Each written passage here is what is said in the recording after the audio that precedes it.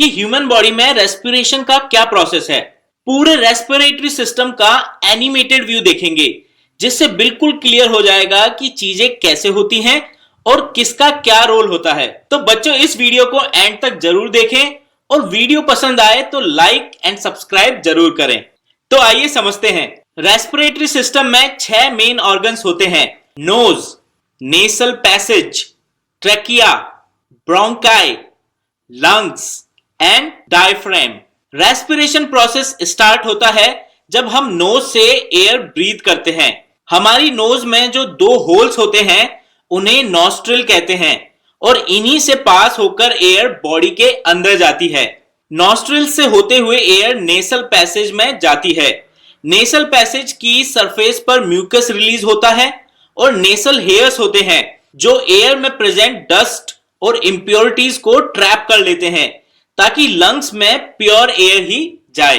Nasal passage से air trachea में enter करती है। ट्रैकिया को विंड पाइप भी बोलते हैं। ट्रैकिया नेक के थोड़े नीचे जाकर 2 स्मॉलर ट्यूब्स में डिवाइड हो जाती है। इन 2 ट्यूब्स को ब्रोंकाई बोलते हैं। दोनों ब्रोंकाई ट्यूब्स हमारे दोनों लंग्स से कनेक्टेड होती हैं। लंग्स प्रेजेंट होते हैं हमारी चेस्ट कैविटी में। चेस्ट कैविटी और एब्डोमिनल कैविटी एक मस्कुलर पार्टीशन से सेपरेटेड रहती है, जिसे डायफ्राम कहते हैं। लंग्स हमारी बॉडी में रिब केज में होते हैं। ये रिब केज हड्डियों का ढांचा है जिन्हें रिब्स कहते हैं। लंग्स के अंदर जाकर ब्रोंकाई फर्दर स्मॉलर ट्यूब्स में डिवाइड हो जाती हैं, जिन्हें ब्रोंकियोल्स कहते हैं। इन ब्रोंकियोल्स के एंड में पाउच शेप के एयर सैक होते हैं, जिन्हें एल्वियोलाई कहते हैं। ये एल्वियोलाई थिन ब्लड वेसल से कनेक्टेड होते हैं। एल्वियोलाई वो प्लेस है जहां एयर में प्रेजेंट ऑक्सीजन ब्लड में जाती है और ब्लड से कार्बन डाइऑक्साइड वापस एल्वियोलाई होते हुए बाहर की तरफ जाती है। यानी सारे गैसियस एक्सचेंज एल्वियोलाई में होते हैं। हमारी बॉडी में ऐसी मिलियंस ऑफ एल्वियोलाई हैं। आइए देखते हैं इसमें क्या प्रोसेस इन्वॉल्व है। जब हम एयर ब्रीथ करते हैं तो air nostril, trachea and bronchi से होते हुए सभी एल्वियोलाई में फिल हो जाती है।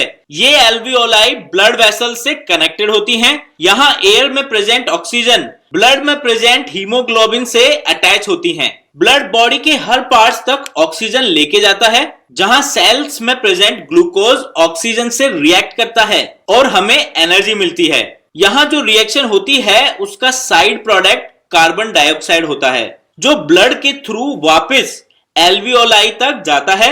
और जब हम ब्रीद आउट करते हैं तो एल्वियोलाई से होते हुए कार्बन डाइऑक्साइड ट्रैकिया में जाती है और फिर नॉस्ट्रिल से बाहर निकल जाती है। इस तरह हमारा रेस्पिरेशन प्रोसेस पूरा होता है।